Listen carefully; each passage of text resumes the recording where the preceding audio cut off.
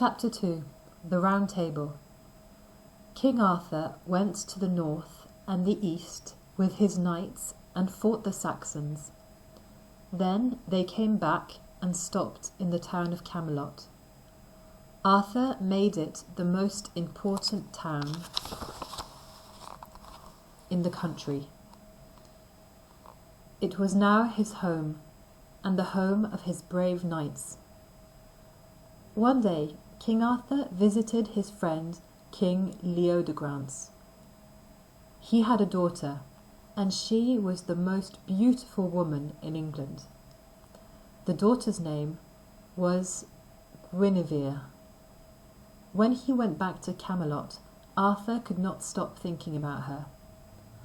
"I love Guinevere, and I want to marry her," Arthur told Merlin. King Leodegrance was very happy. Arthur was a good and brave man, a good husband for his lovely daughter. So Arthur and Guinevere went to church, and the Archbishop married them. Everybody enjoyed a wonderful party in Camelot. Then Merlin made a large round table for King Arthur's knights in Camelot. There were 150 places at the great wood and stone table.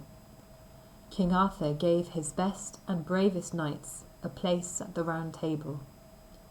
Each knight had his place at the table, but no chair was better than another chair. Nobody sat at the top of the round table, and nobody sat at the bottom. "The names of the knights of the round table will be famous," cried Merlin.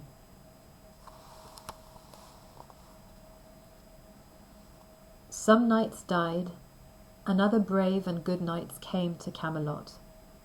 One day a new knight, Sir Pellinore, arrived at Camelot, and Arthur gave him a place at the round table.